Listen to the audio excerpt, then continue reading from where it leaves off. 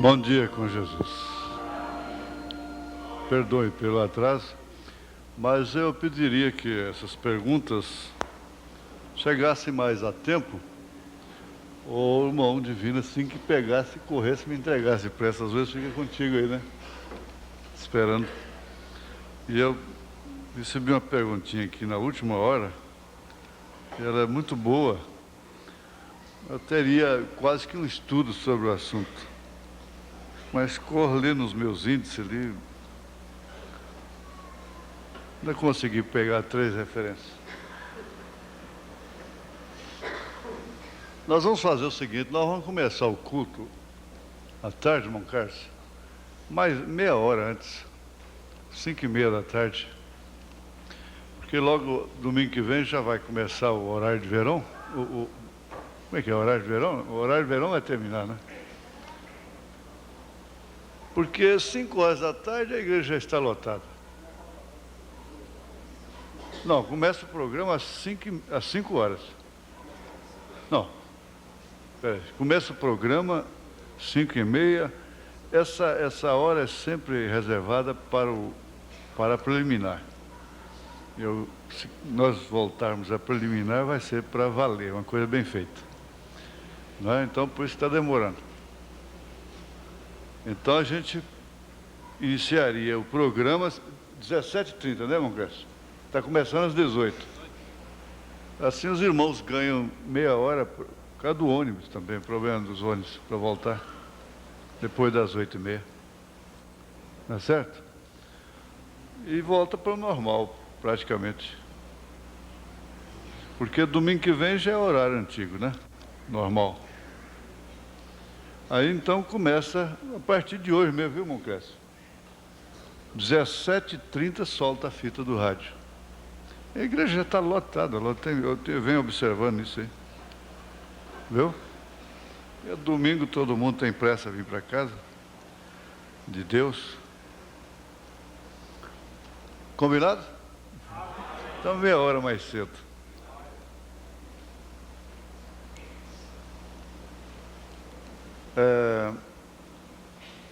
Esse assunto de carnaval, para mim, ele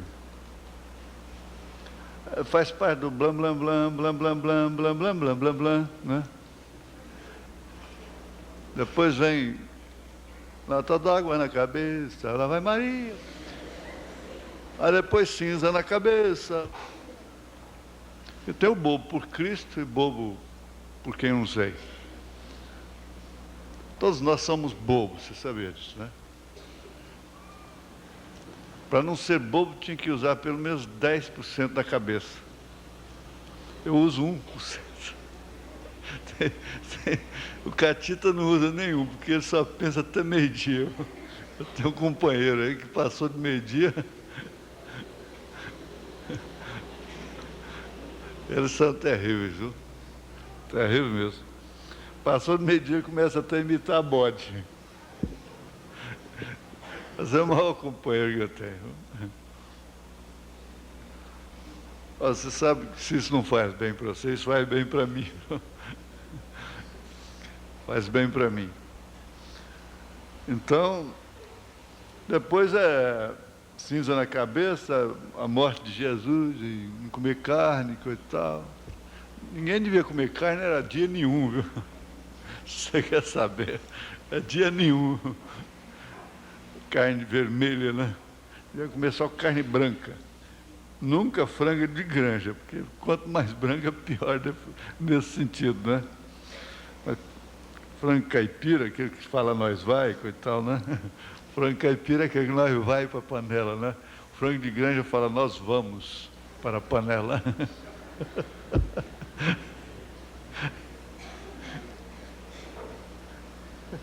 Você sabia? O frango caipira ele fala nós vai para a panela. O frango de granja fala nós vamos para a panela. Tem muita diferença. Eu ontem fui amanhecer lá no rádio. E lembrei do esquife, né? Esquife, o pregador lá em Anápolis. O irmão Zé Beto é que gosta dessas coisas, viu? Então ele disse, irmãos, Jesus ressuscitou o filho da viúva de Naim, de Naim, né? De Naim. É porque ele carregava um apitinho pendurado no pescoço, que chamava esquife. Então, quando ele tocou o esquife, o defunto levantou. Era só ele tocar aquele apitinho, o esquife, então, o milagre acontecia. Mas o importante não é isso, né? Falar que aquilo era apito. O importante é ele falar que o morto ressuscitou. A verdade é essa, né? Então, aí depois, coitado do bacalhau que sofre, né? Aí vem a ressurreição, domingo de Ramos, depois começa, é Pedro, é João, é Pedro, é João, é Pedro, João, aí todo mundo casa, porque durante o ano foi descasando, em junho casa, né? Depois descasa em agosto, que é o mês do azar, tudo criado por esse paganismo.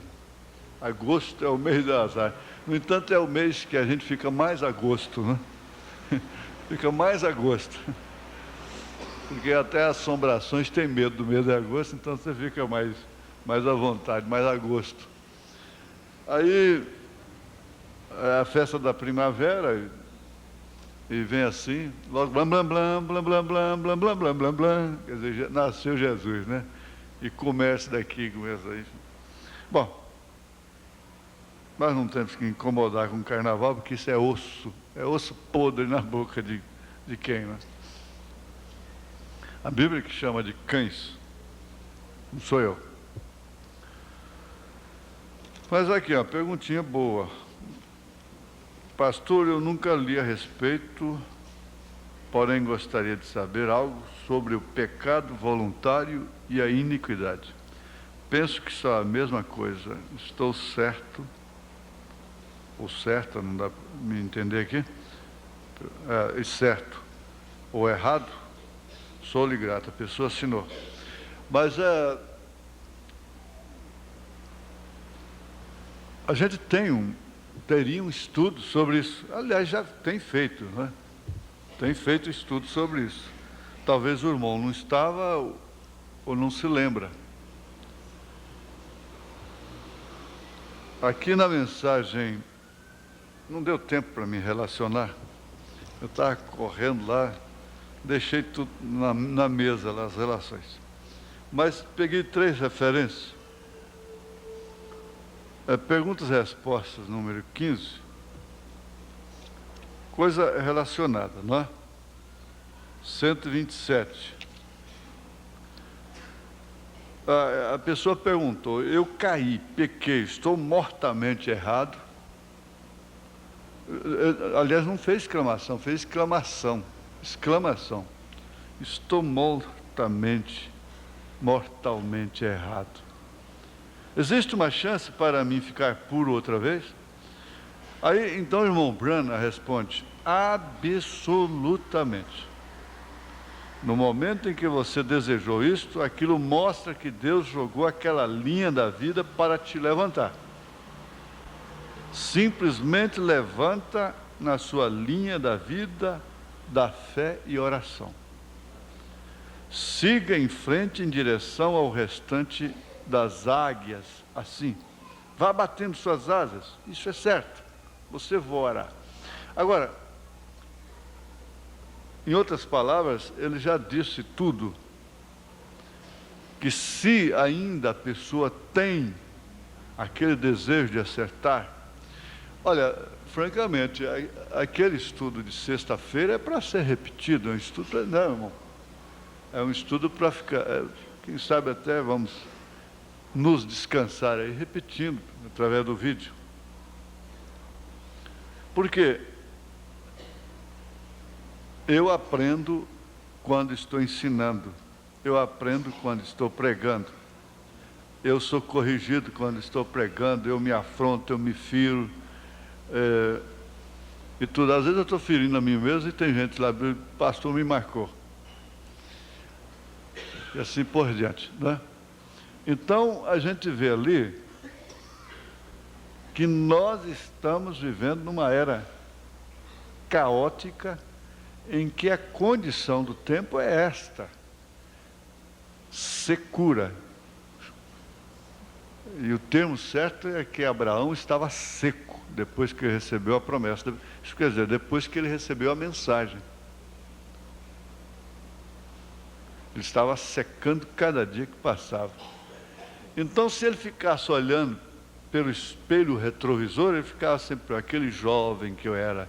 E Sara começava a ficar olhando pelo espelho retrovisor. Ela tinha assumido tanta sua velhice que ela só riu quando viu Eloi, ouviu por trás da tenda. Ela foi até indiscreta, né? Ficou lá. Ouviu a promessa que Eloi fez a Abraão. Ela havia assumido a sua velhice. Então eles não estavam olhando pelo espelho retrovisor como aquela mulher que vimos aqui. Eu quero fazer uma montagem daquela mensagem de transformação e redenção. Eu estrago às vezes as peças passando pedacinhos só. Como o caso daquela luta do boxe, né? Às vezes eu estrago aquilo, porque quando aquilo num conjunto reflete completamente diferente. Mas você viu lá aquela mulher esticando, e elas fazem aquilo mesmo, esticando toda a marra aqui atrás, e olhando pelo espelho retrovisor. Aí veio a aplicação, irmão Ismael, eu não sei se você está aqui. Então, veio a aplicação, se você estava aqui, né? E que a igreja fica olhando pelo espelho retrovisor também, porque ela foi bonita, ela foi florida. É aquela lavoura seca, que não tem mais nada senão coceira. Mas então fica olhando pelo espelho retrovisor. Lembrando, pega a fotografia e chora. Ah, que tempo. Tem mulher que chora, velha que chora, é revoltada, porque não viveu, não alcançou o tempo do shortinho, da mini saia. No tempo dela tinha que andar com aqueles vestidão, não podia namorar nas esquinas, não tinha motel e essas coisas assim. Choram, mas são amarguradas. Por que eu não vivi agora? Lamentam. Então é o espelho retrovisor, né? E acontece no espiritual, a igreja fica lembrando, como aquele ministro, muito bom até. Irmão Brando, eu não oro mais como eu orava, e coisa assim, não é? Irmão Brando disse, filho, essa mocidade já passou.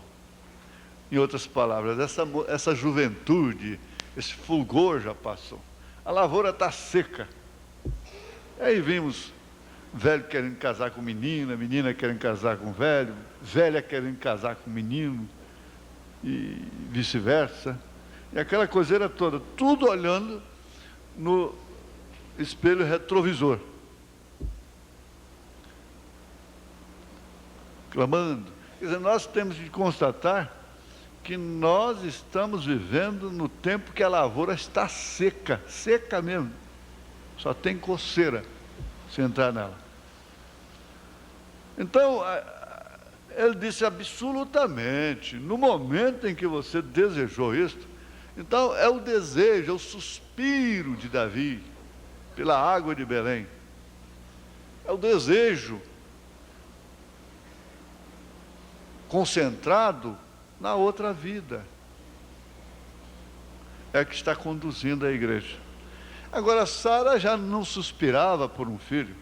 Se quando nova, fértil, não concebeu, era estéril, depois de velha então, ela desistiu, ela não estava sofrendo por causa daquilo, nem suspirando por aquilo. Quando a coisa veio, e você diz, mas eu não estava pensando isso, eu não estava buscando isso, e isso me veio. Agora, nós vamos chegar lá, assim, sucintamente, né? Então, aquilo mostra que Deus jogou aquela linha da vida. Por quê? A Bíblia diz, eu sei que o irmão está fazendo referência nisso, que o pecado voluntário Então, esse pisa no sangue de Jesus Cristo não tem mais condição. Por quê? Porque não tem mais esse desejo. Nem toda lágrima significa arrependimento. Esaú buscou arrependimento com lágrimas. Você acha que Judas não chorou? Chorou amargamente. Mas aquilo não fundiu uma coisa com a outra. Era remorso pelo que havia feito. Era tarde. Não tinha jeito. Ele havia nascido para aquilo. Agora, nós não temos que amenizar as coisas, não é? Claro. O que é, o que não é, não é. Se é, se não é, não é. Mas se há um sintoma de que a pessoa não ultrapassou a linha, é que ela deseja. Isso quem está falando é o profeta, e tem outras referências. Aqui no parágrafo 99, eu estou vendo a perguntas e respostas número 15. 99.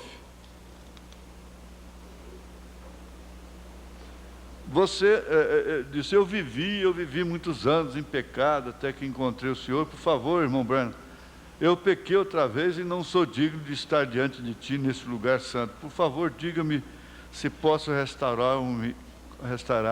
restaurar-me completamente outra vez. Sim. Irmão Branham disse, sim. Você não pecou, meu amigo. Tanto assim, né? Para que Deus não pudesse. Você não pecou tanto assim para Deus, para que, faltou uma vírgula aqui, para que não pudesse ser restaurado. Se você tivesse pecado tanto que não pudesse ser restaurado, você nunca desejaria ser restaurado. Nunca. Você nunca teria aquele suspiro que Noemi teve e voltou para a terra dela. Ela se apostatou. Seu marido se apostatou e ela foi com ele.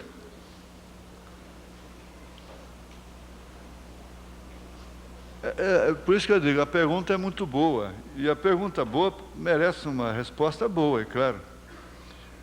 Aí nós teríamos um tempo todo, uma escola só para isso. Mas desde que haja algo tratando em seu coração, você continua na linha de restauração. Aí ele entra, pecado, culpado no mínimo, é culpado no máximo. Então, se pecado, se todo pecado é voluntário e pisa no sangue, então, é aquilo que Pedro disse mesmo, então quem poderá se salvar, né? Culpado no mínimo é culpado no máximo. Eu pequei muitas vezes, todo dia cada um de nós faz coisas que não queremos fazer, que não gostaríamos de fazer. Agora, deixa eu ver se eu acerto aqui. Eu ando esquecendo demais. Eu acho que é o espelho retrovisor que está me atrapalhando. Deixa eu ver se eu acerto o salmo aqui. Quem tiver aí de cor, por favor. É 12, é 15. Aquele que maquina o mal. Olha, está vendo como é que é bom? Mas tem aqui no início também, irmão. Tem aqui no início também. Deixa eu só ver aqui. É 36? Acho que é isso mesmo, viu? 36, verso 4.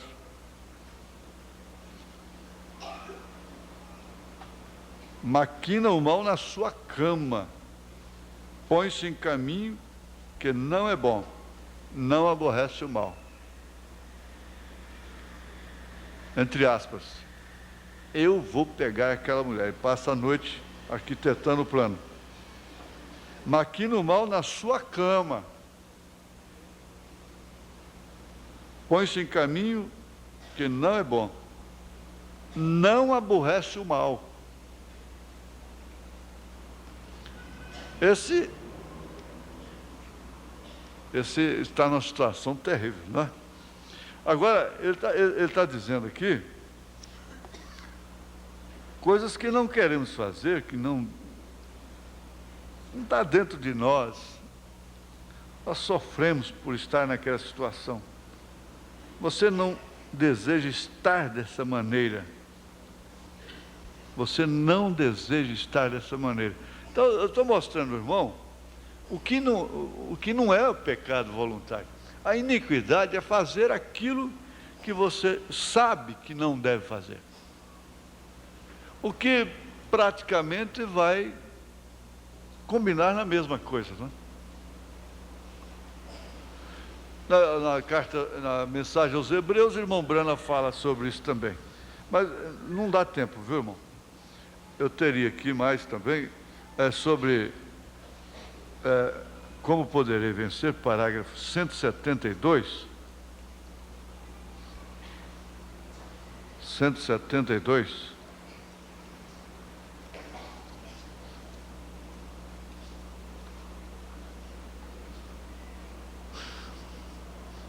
Como ele apanhou aqueles que procuravam por aquilo, da mesma forma virá ele a cada santo do Novo Testamento que venceu a cada crítica denominacional, o qual sempre venceu todos os pecados populares deste dia, desta era em que vivemos agora, como ele fez em todas as outras eras da igreja. Gente, eu não acredito que tem uma pessoa aqui com curiosidade, com desejo, não tem nem uma mocinha aqui, por mais,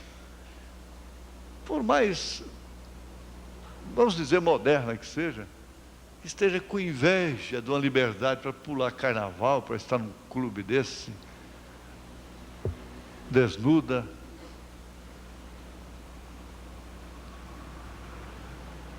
E os pecados populares, eles encaram que é somente uma coisa, né? Mas não, os pecados populares começam dentro de casa, começam na mesa, nas roupas, e vai até os clubes.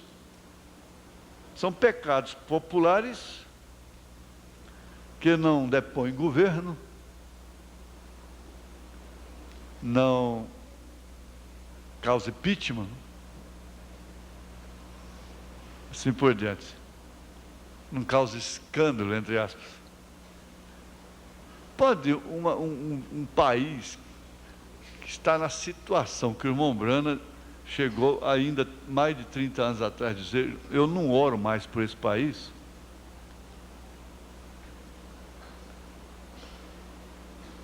depor um presidente porque ele arranjou outra mulher? Isso é o cúmulo da hipocrisia. É o cúmulo da hipocrisia. Mas o mundo teria que estar dessa forma. Então, irmãos, eu entendo que nós temos 3 classes de crentes em qualquer grupo, diz o profeta.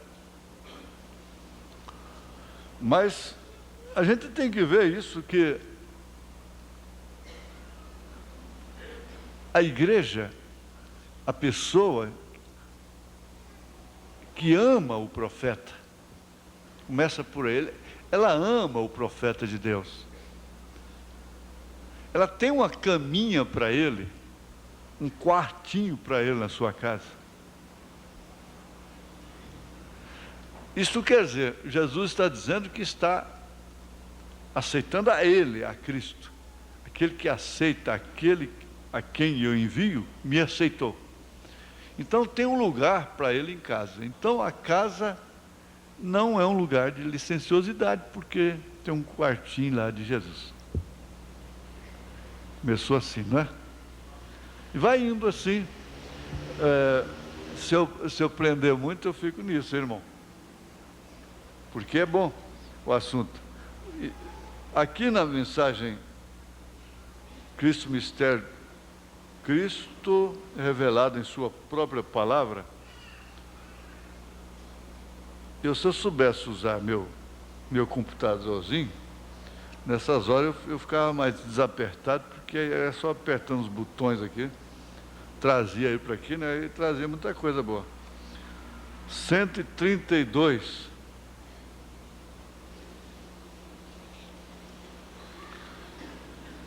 Que eu acho que é 132, né? É.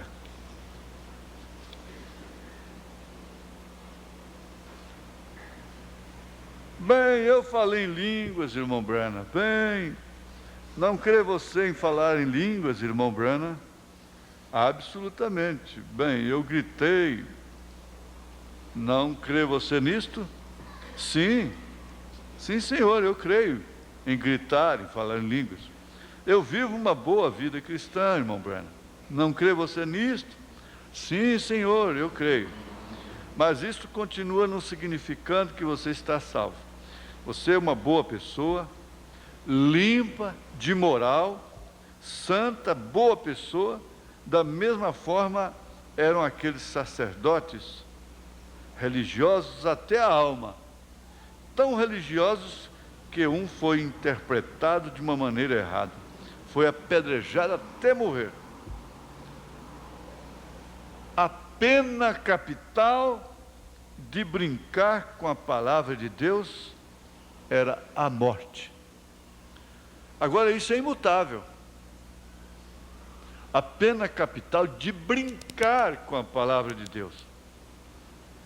Aí já está um pecado voluntário, brincar com a palavra de Deus.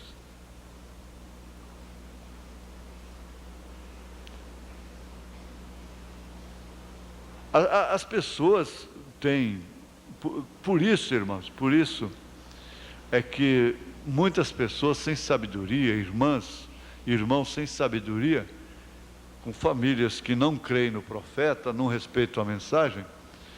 Por quê? Porque às vezes irmãos, eles ficam provocando as blasfêmias.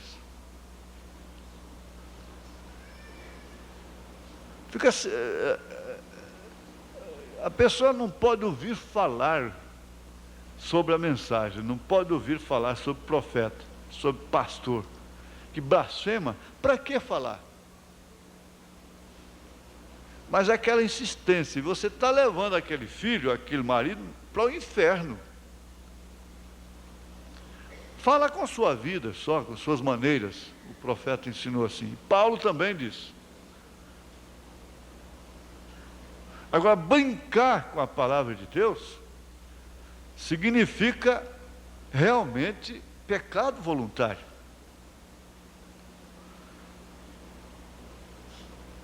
E essa doutrina de 3 pessoas que saiu da nossa mente, do nosso coração, ela brinca com a palavra de Deus. Isso analisando a parte doutrinária.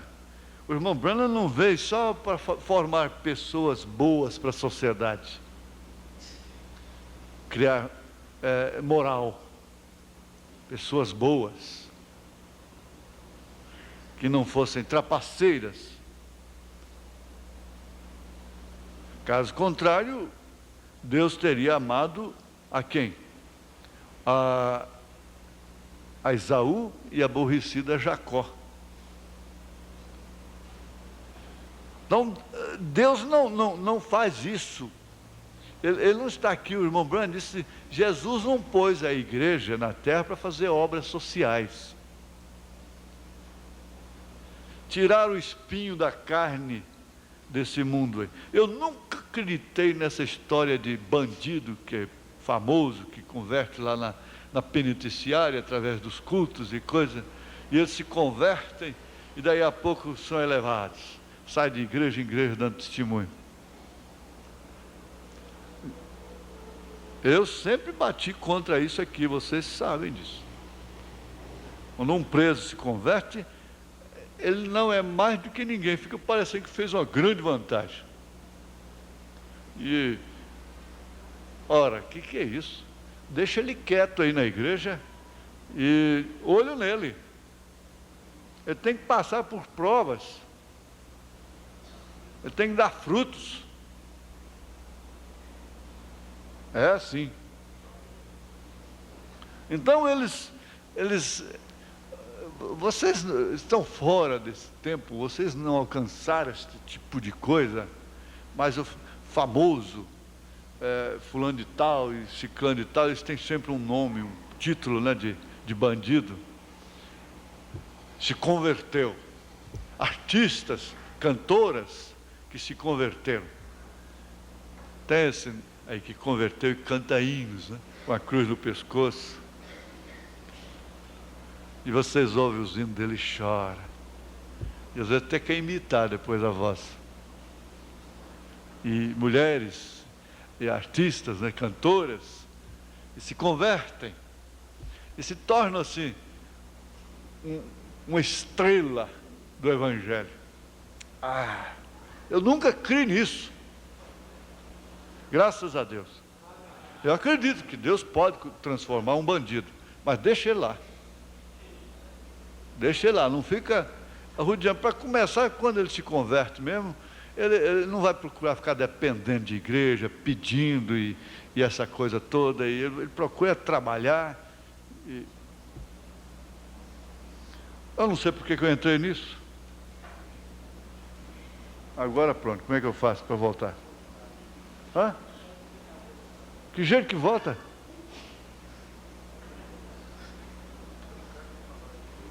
Brincar com a palavra de Deus. Muito bem. Então se brinca com a palavra de Deus de todos os modos. Eu corro esse risco, você corre esse risco.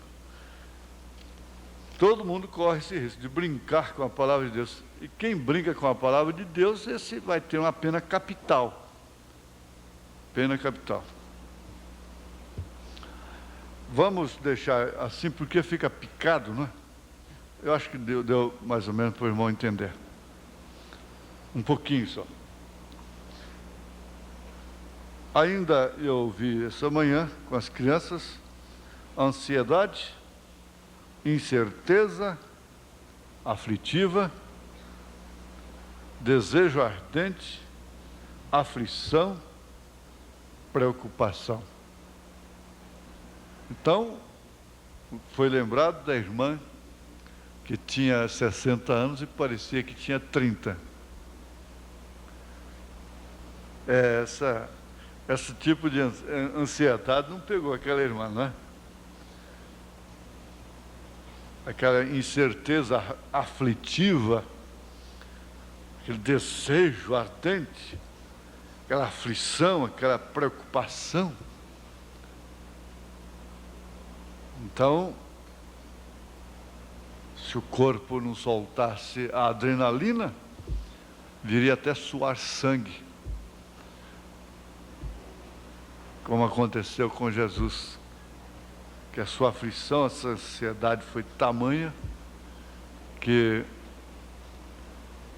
esse processo bioquímico que o próprio Deus criou não atendeu a demanda, o que exigiu aquela aflição tão grande, e ele começou a suar sangue, seus poros abriram, outros põem sangue pelo nariz, a corda está com a boca cheia de sangue.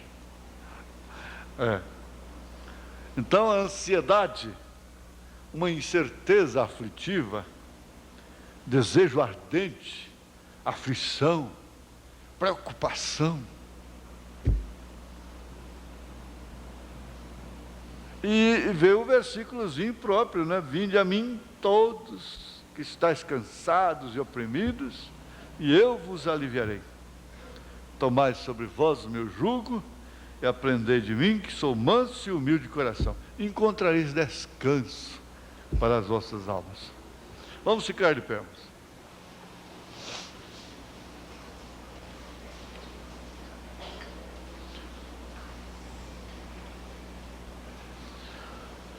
Gênesis capítulo 4, não é? Verso 3 e 5 somente. E aconteceu ao cabo de dias que Caim trouxe do fruto da terra uma oferta ao Senhor. E Abel também tomou dos primogênitos das suas ovelhas e da sua gordura, e atentou o Senhor para Abel e para a sua oferta. Senhor, nós pedimos a Ti aquilo que realmente tem sentido ser pedido. Há muitas coisas que nós pedimos e não existe sentido para aquilo. O Senhor já deu, o Senhor já concedeu, através da cruz, do Calvário, a salvação para todos. Mas, ó Senhor, nós pedimos que o Senhor vivifique a Tua palavra em nossos corações. Eu quero pedir sempre isto, porque isto é tudo que qualquer pessoa necessita para subir aos céus. Em nome de Jesus Cristo, ó Deus, toma a cada um de nós nas Tuas mãos, ensinando-nos a contar até os nossos segundos, de tal maneira que os nossos corações fiquem sábios, não as nossas mentes, mas os nossos corações, em nome de Jesus Cristo. Amém. Assentai-vos, irmãos. Olha, esse assunto aqui de Éfeso, ele é muito profundo, muito importante para a hora que nós estamos vivendo. Nós vimos, vamos recapitular, eu podia fazer pergunta, qual foi a tônica de domingo passado em relação a isso, domingo de manhã. Vamos começar aí pelas meninas. O erro fundamental. O erro fundamental. Como também a verdade fundamental, né? Eles chamam verdades fundamentais de rudimentos. Um reverendo me disse, Joaquim, porque ele pôs a mão na minha cabeça muitas vezes. Joaquim, isso é rudimento. Como que é? Isso não faz diferença. Mas não, faz diferença sim. São verdades fundamentais ou erros fundamentais. A igreja sobre a revelação, né? A igreja que foi revelada sobre a rocha, sobre a revelação, é aquela lá que Pedro identificou. Tu és o Cristo, o Filho de Deus vivo. E para o judeu, naquela hora, dizer que ele era Cristo, Filho de Deus vivo, não estava dizendo que ele era a segunda pessoa, não. Estava dizendo que ele era Emanuel, que ele era Messias, que ele era Deus encarnado. Que ele era a manifestação de Jeová, que ele era Eloí, que ele era Melquisedeque, que ele era filho, ele era príncipe, mas também era rei, é pai da eternidade. Aquela declaração diz tudo isso. Então ali, sobre essa rocha, edificarei a minha igreja. Não é sobre Pedro, e nem sobre a pessoa de Jesus. Porque de pessoa para pessoa, Jesus se tornou em mais um ídolo. A Igreja Católica tem muitos ídolos. Isso falando religiosamente, espiritualmente falando. Tem milhares. Cada dia tem o seu santo, tem seus santos, e ainda tem que ter o dia de todos os santos. E parar a nação e dar prejuízo. Se tem uma mulher que dá prejuízo para o marido, é essa aí, viu? Ou mulher que gasta dinheiro do marido. Ela é exploradeira mesmo. Mas é isso que acontece. Já os protestantes, de um modo geral, idolatram a Jesus Cristo. Quer dizer, Jesus está entre os ídolos maiores da Igreja Católica, ao lado da santa maior, que é a Maria. E os protestantes têm um grande ídolo. Como os filisteus tinham só um, Dagon, os protestantes também têm só um, que é Jesus, mas a adoração pessoal é que faz a idolatria. Por quê? Eles dividem como a mãe Deus em três pessoas distintas, então é idolatria. Forma uma hierarquia divina, entre aspas, assim, não é? Porque são três pessoas, tem que ser um que é maior que o outro. Eles não podem entender que é ofício. Que é ofício. Mesmo Deus que pode... Deus podia ser 1000 pessoas até, se Ele quisesse, milhões. Como Ele é, na igreja, através de sua igreja. Deus é ilimitado. Deus pode aparecer aqui em forma de pomba, ali em forma de cordeiro, ali em forma de leão. Deus é ilimitado. É isso que tem que ser compreendido. E quando ele está no ofício de filho, ele fala com o pai. O princípio da criação parte daí. O filho não tem criação, porque se ele fosse criado, ele teria fim. E ele não tem fim. Ele diz: eu sou o primeiro e sou o último. O princípio da criação foi quando Deus fertilizou um óvulo e trouxe a Maria. Mas, escuta, Deus fez óvulo lá em cima e trouxe. Mas, escuta, se Ele soprou, Ele criou tudo isso, tudo quanto é óvulo. Então não crê no poder criador? Ele pode criar esquilos agora pela palavra falada. Ele criou o óvulo e trouxe ao ventre de Maria fertilizado. É como dizia o irmão Bob, é simples. Mas o homem tem que dar a volta dos 40 anos no deserto. Agora,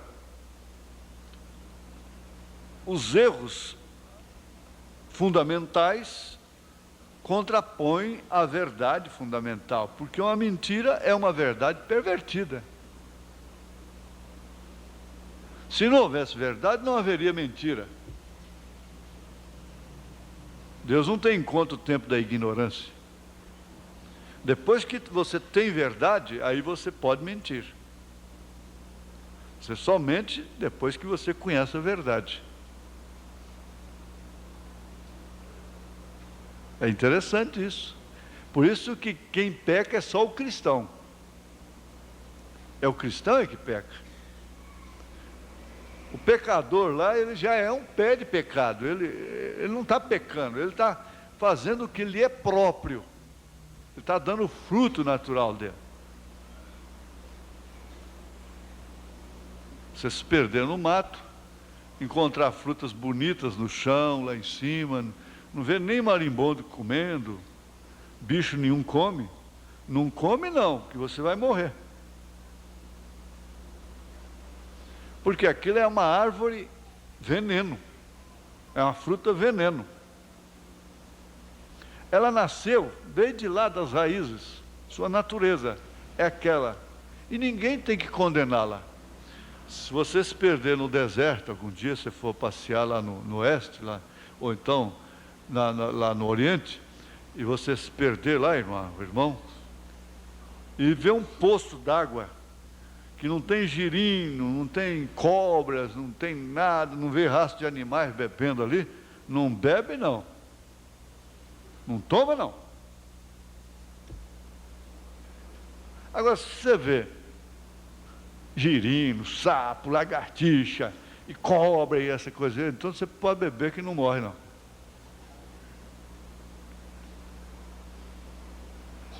É. Mas veja lá, o erro fundamental começou no Éden, e aquilo foi um erro de casamento, associado com o religioso, uma perversão do casamento. O erro começou depois do Mar Vermelho. Você não vê a história dizendo, a Bíblia dizendo que levantou um Abirão, um Coré. Por que eles não levantaram contra Faraó? É que eu digo que essa gente que levanta aí dentro da mensagem contra A e B, contra certos ministérios, por que vocês não levantaram lá antes atrás? Vocês não peitaram o mundo todo, o país todo, e foram levados até na polícia também? Por que vocês não peitaram? Vocês têm coragem de peitar a mim. Por que Abirão e Coré e essa gente toda não levantou contra Faraó? Faraó cortava o pescoço deles no primeiro dia, de pendurava lá.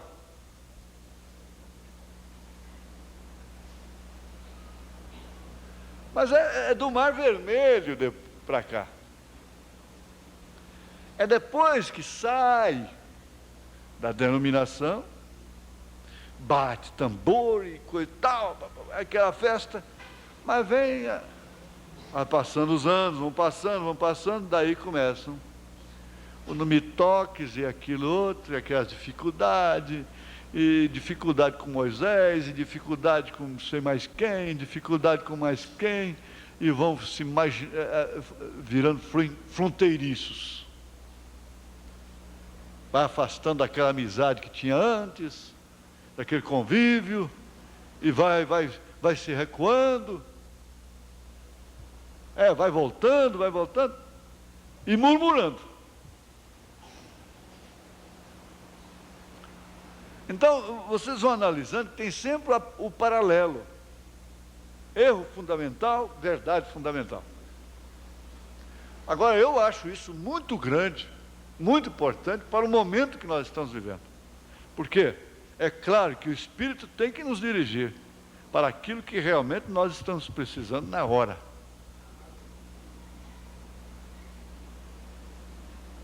Nós não estamos precisando de ouvir que Jesus Cristo salva. Eu gosto de ver, é 1000 vezes preferível ver esses decalques em carro, Jesus Cristo salva, Goiânia do Senhor Jesus, nesse nome há poder, essa coisa. É 1000 vezes preferível ver um decalque desse do que outras coisas, não é? 1000 vezes. Tem uma praça da Bíblia,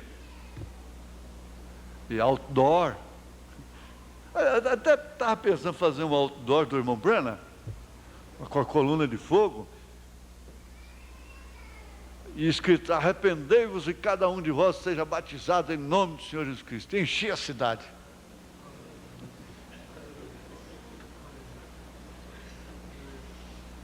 Botar nas vias públicas, na saída da cidade, um outdoor bem grande. Coluna de fogo. Essa foto aqui. E eis que vos envio o profeta. De vez em quando vai lá e muda o versículo, né? O horário do programa, o endereço.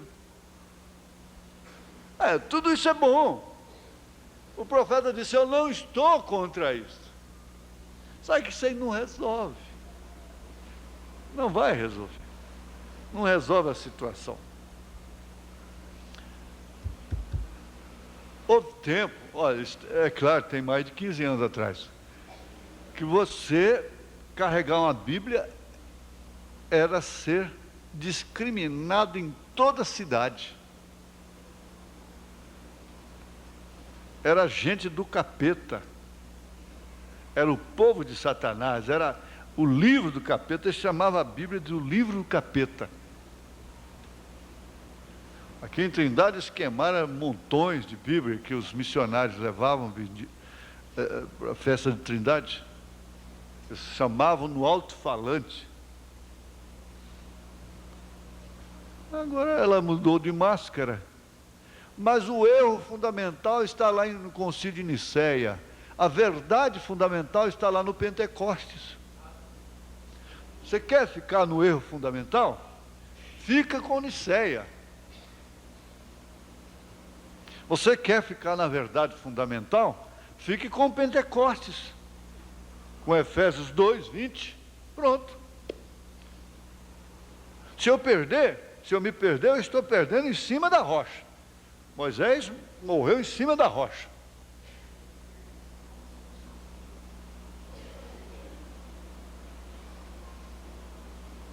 Não é bom isso? Gente, isso não é gratificante? A senhora, o senhor é indiferente de tudo quanto é luta do deserto. Tudo quanto é dificuldade que você tem enfrentado. No lugar que não devia ter aquilo. Você nunca pensava que tinha aquilo. Mas não é gratificante você vir numa manhã desta. Ora, francamente, eu me sinto, quando eu posso ver isso com os irmãos, é a mesma coisa, irmão, porque quem ganha fácil não tem muito desse gozo, desse prazer, não. Mas quem ganha o pão com dificuldade, ele tem uma satisfação de ver seus filhinhos comer. É. Os que ganham com facilidade, não, mas tem pai que enche os olhos de lágrimas de ver seu filhinho vestidinho, sua mulher vestidinha, bem armadinha. É o tudo para ele. Porque ela, por sua vez, também fica tão satisfeita com o vestido que ele dá. Aquela outra, não, eu posso comprar, eu vou lá e chega com... Não tem novidade da vida. O dinheiro tira muito prazer. Bom, Paulo diz que é a raiz da amargura, não é? A comida. Por que você passa assim, cai numa dificuldade e você sai num rancho e está dias sem comer? Deixa acontecer isso. E lá tem uma velhinha.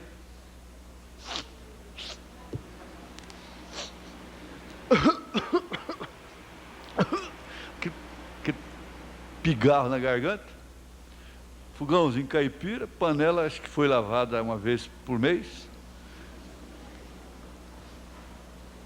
Você vai comer um arrozinho com jiló, a coisa mais gostosa.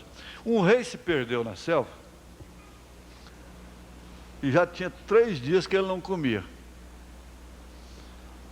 Até que ele saiu no rancho de uma velhinha, uma fumacinha lá na selva, chegou lá uma velhinha, né? As unhas compridas, parecendo uma bruxa até. Oh, só tem água aí, ferida na boca. Ela falou, tem, sim senhor. Ela no pote, o copo estava com aquela rebarba, né? E ele tomou água, senhor, estou com fome. Eu tenho cuscuz. Cuscuz. Fez um cuscuz para o rei. O rei comeu, mas que cuscuz gostoso, tremendo. Mas o que eles fazem? Eles sempre fazem assim. Aí o rei foi encontrado, foi embora. E um dia ele deu uma saudade, uma vontade de comer aquele cuscuz. E ninguém fazia o cuscuz como a velhinha fazia. Mandou carruagem buscar a velhinha veio, fez o mesmo cuscuz para ele. Não, esse não é daquele não. Não é daquele. Eu quero é daquele. Majestade, então o senhor tem que se perder outra vez, ficar 3 dias sem comer.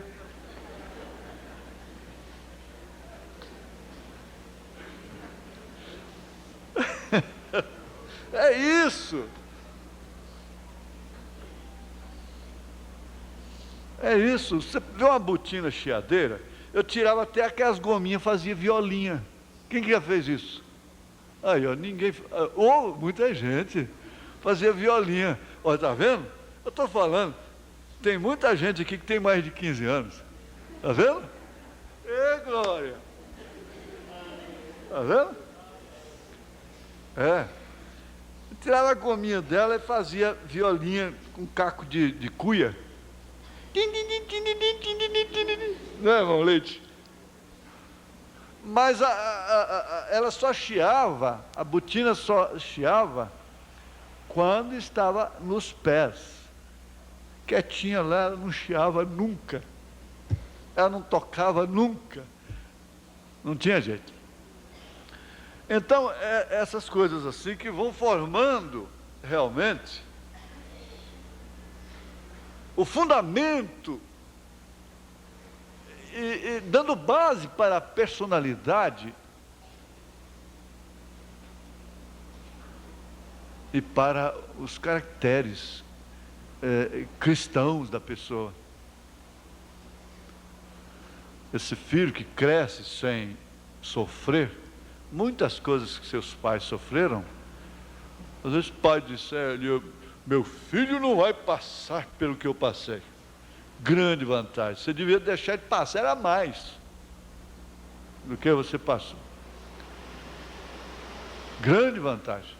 Um pai outro dia estava dizendo, olha, não, eles têm que trabalhar de empregado, sabe por quê? Porque com a gente, eles pegam a hora que quer, saem a hora que quer, e todo dia tem um motivo e coisa e tal, e a gente é pai, então, mas eles têm que trabalhar primeiro de empregado, marcar ponto, ter hora de chegar, de sair.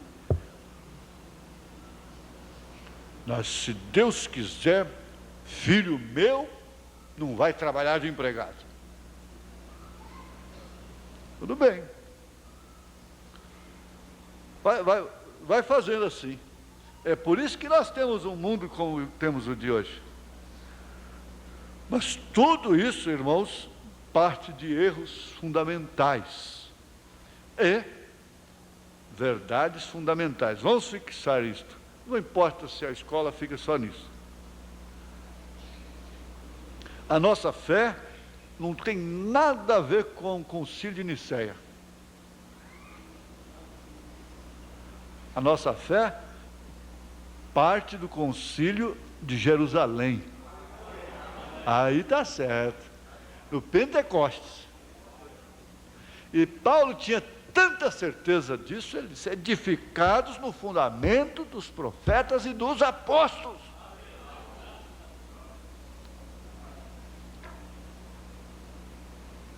Porque ninguém pense que erro doutrinário seja menor do que erro social, pecado social. Eles puseram o carro na frente dos bois. Está certo que é preferível você ter uma doutrina errada e um espírito certo, do que ter um espírito errado numa doutrina certa. Porque espírito errado não tem conserto para ele.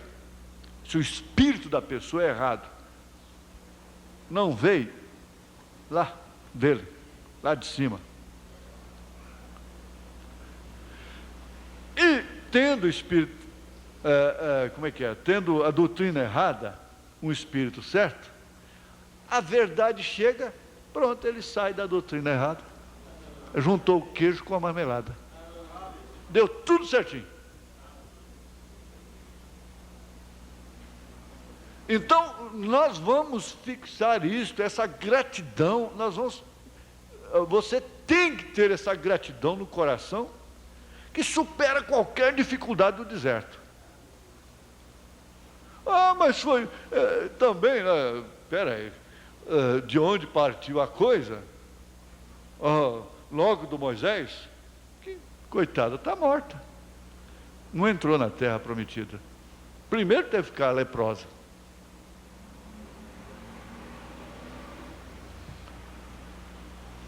Agora nós vamos ver aqui, a partir do parágrafo 13, que nós temos o erro fundamental e a verdade fundamental. Agora,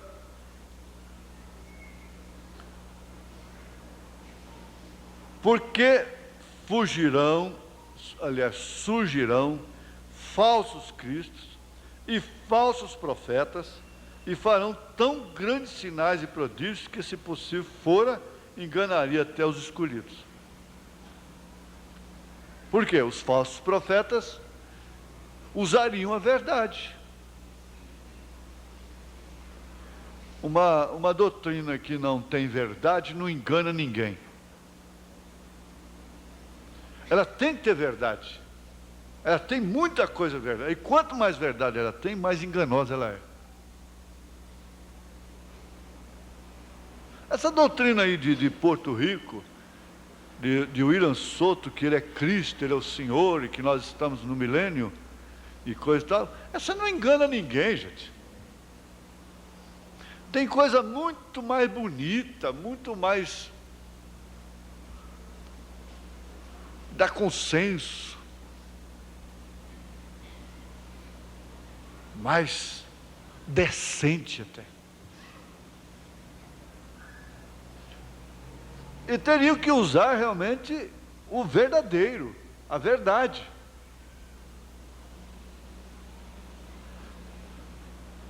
Mas tem uma coisinha que faz a diferença.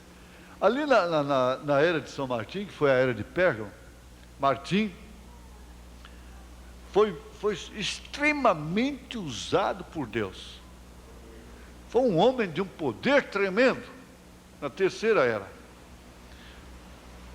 E ele amava Jesus Cristo de uma maneira, não sei se pode dizer, até sedente.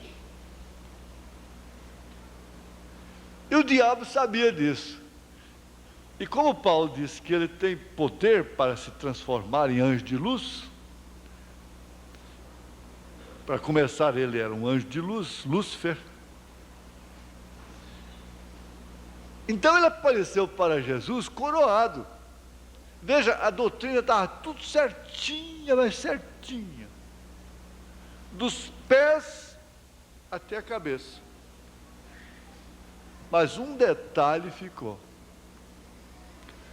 Tem uma coisa que ele não sabe. Ele disse: Martim, me adore. Agora, Jesus nunca tinha pedido adoração a Martim. Martim vivia adorando a Jesus. Agora Jesus aparece pedindo adoração para ele, que negócio.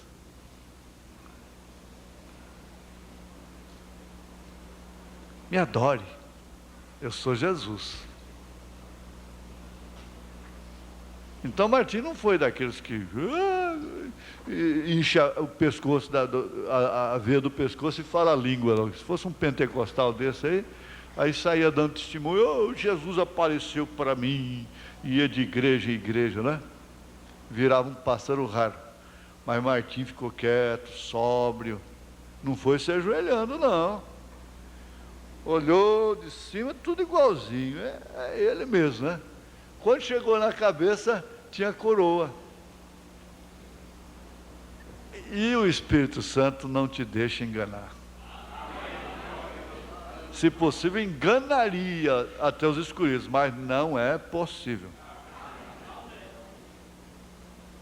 Ele não está coroado ainda. Gente, mandar um anjo daquele embora, gritando com ele, dizendo: vai-te, Satanás, não é brincadeira, precisa ter muita certeza, não é? Porque você mandar um bicho de chifre, olho de fogo, uma linguana de fora, embora, tudo bem. Mas mandar uma boneca pintada, bonita, embora, aí já é outra coisa. Aquele é o capeta. É como meu avô dizia: é o capeta. E a minha tia Rita fala: é o Zé. É o cão.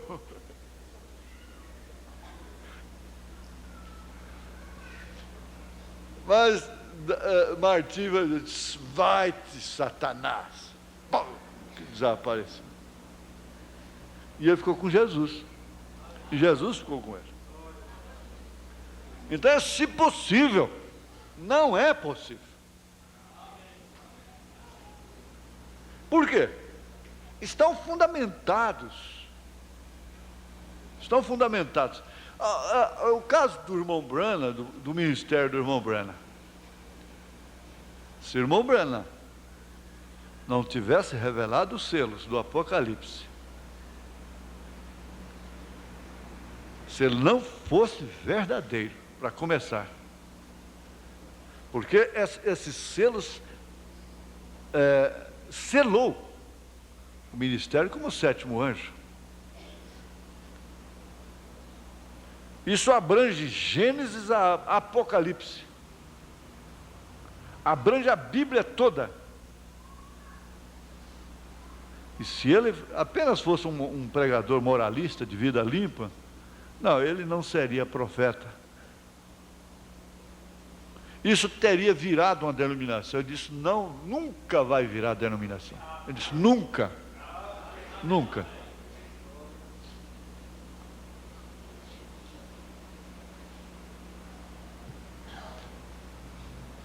Se eu me perder, vai ser separado dela. Se eu me perder, vai ser fora dela. Se você se perder, vai ser fora do Egito. Mas lá não.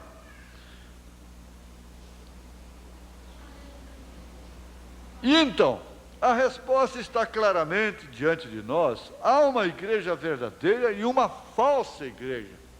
Se há um erro fundamental e há uma verdade fundamental, então tem que haver uma igreja verdadeira e uma igreja falsa.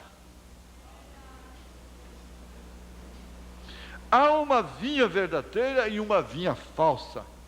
Naturalmente, aquele corpo que incorpora a falsa igreja e a falsa vinha, sempre procurará usurpar a posição da igreja verdadeira e afirmar que ela, e não o corpo escolhido, é a verdadeira. Ela tem que sempre dizer isso. A falsa procurará matar a verdadeira. Desde o Éden foi assim. Caim matou Abel. E sob auspícios do Papa Gregório, sei lá, quem lá, foram 11 milhões de cristãos. Aquele Caim matou. Assim sucedeu no livro de Atos. Assim continuou nas 7 eras da igreja. E assim está declarado nas diversas epístolas. Isto é como tem sido. Isto é como é agora, não mudou. E agora está mais intensificado. E você não vai morrer numa arena e ser crucificado ali na praça cívica, e ser queimada lá. Como aquela mocinha me perguntou no telefone, ainda existe Jesus? Eu falei, minha filha, moça da sua idade, aos 16 anos, muitas delas morreram queimadas por leões, comidas por leões e queimadas em fogueiras nas arenas. Elas não perguntaram isso, porque seu pai sofreu esse distúrbio aí.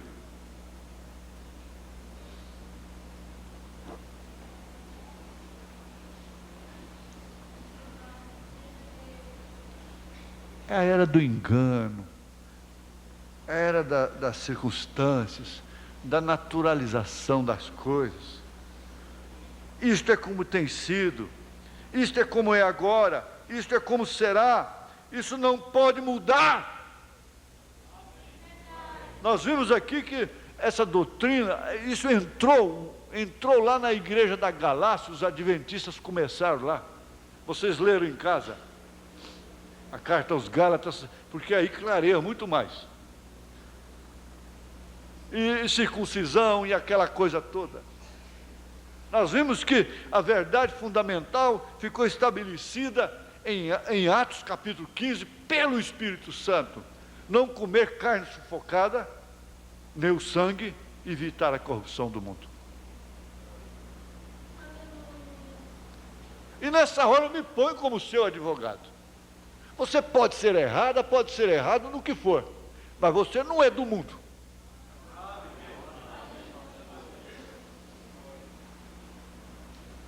Você não está errado doutrinariamente. E você suspira pelo que é correto, pelo que é verdadeiro, pelo que é decente, pelo que é honesto. Se você não tem um lar sob o sinal, mas você tem tristeza por isso.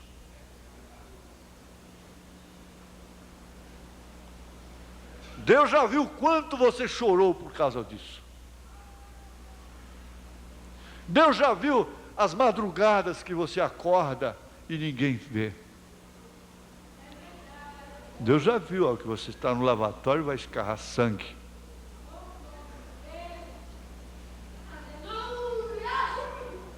Aleluia mesmo. Deus tem visto. Ele vê as pulgas, os piscados das pulgas, mas Ele vê também a sua aflição.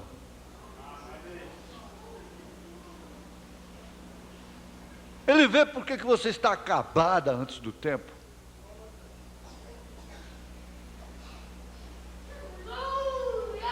Ele vê.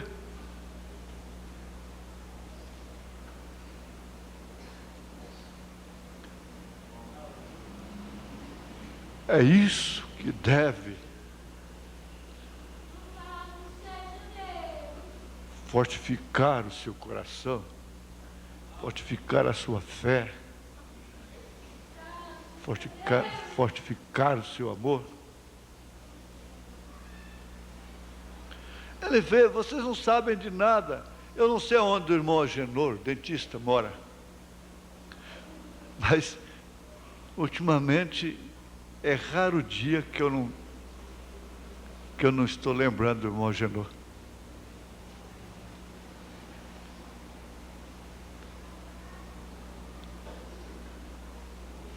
É interessante isso. É importante.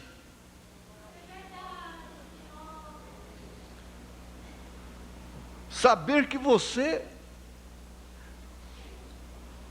está sobre a rocha ainda que tem que morrer sobre ela. Isto quer dizer, você está estabelecido em verdade, a sua casa está edificada na rocha. E tantos ventos soprando, batendo, furacões.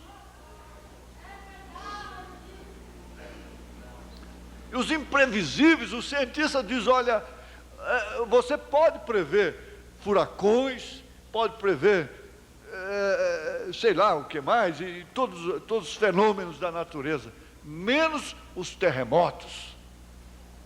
Coisas que você não pode evitar, não pode prevenir, nem a própria família.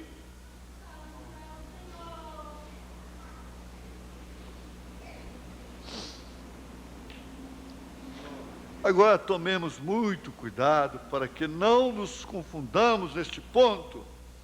Por isso recorremos à palavra para confirmar esta declaração. Voltemos ao livro do princípio, o Gênesis. No jardim do Éden houve duas árvores. Uma era boa e a outra era má. Uma era verdadeira, a outra era má. Uma produzia vida, a outra produzia morte. Morte.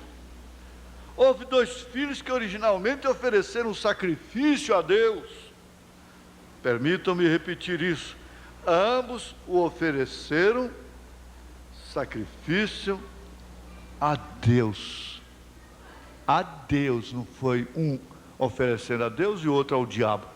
Não, ambos ofereceram sacrifício a Deus, ambos religiosos. Com razão, o irmão Branham disse, não tema o comunismo.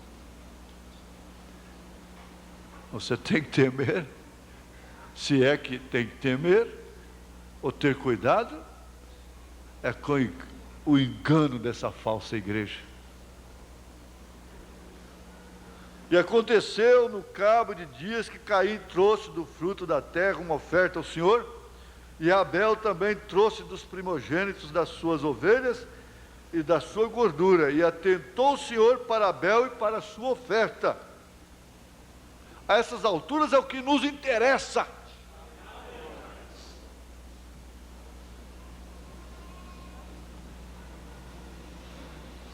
Mas para Caim, para a sua oferta, não atentou. E irou-se Caim fortemente, e descaiu-lhe o semblante. Porém, Caim, era mau, sendo seu pai o maligno, enquanto Abel era justo diante de Deus. E começou por aí o verdadeiro e o falso culto. Justificados pela fé. Nós devemos muito a Deus, a esse mensageiro. Porque só dessa forma nós poderíamos estar oferecendo um culto que realmente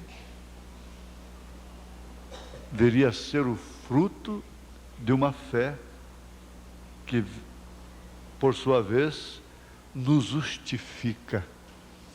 Aí não dá mais tempo, o relógio já mandou parar, mas pode se lembrar que nós não somos simplesmente perdoados.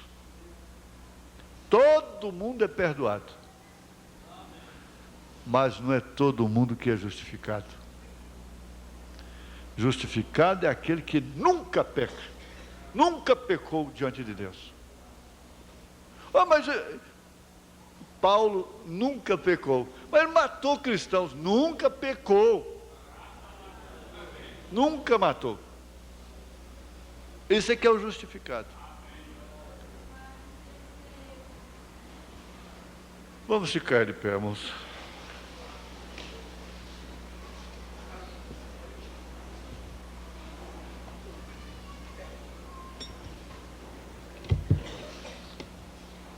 Senhor, a tua graça, o teu amor e a consolação do teu Espírito Santo só pode cumprir o seu propósito se realmente estas coisas são vivificadas em nossos corações. Daqui a pouco as pessoas estarão conversando ali fora, mas o que está guardado no seu coração, ninguém pode ver às vezes, e nem ela mesma sabe explicar. Mas voltar para casa, deitar sabendo que está sobre o fundamento da verdade,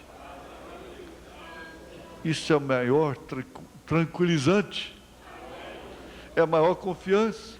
Isso ajuda a curar, ajuda a libertar, ajuda a dar sono, ajuda a abençoar. Em nome de Jesus Cristo, Deus ouça a sua súplica.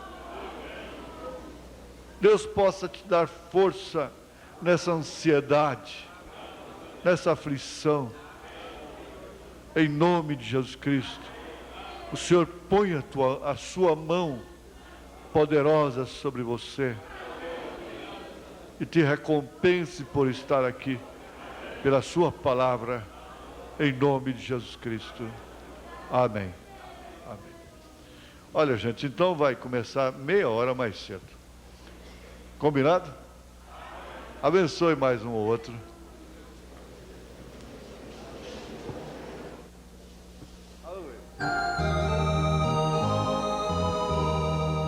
O grande amor de Deus,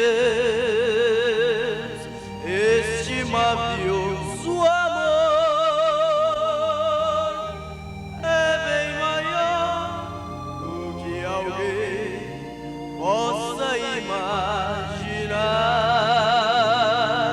Excede a todo que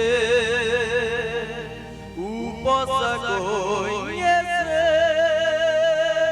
É insondável, inagualável o amor de Deus. Sinto o amor de Deus em tudo que se movimenta, no ar puro que respiro e na voz com que eu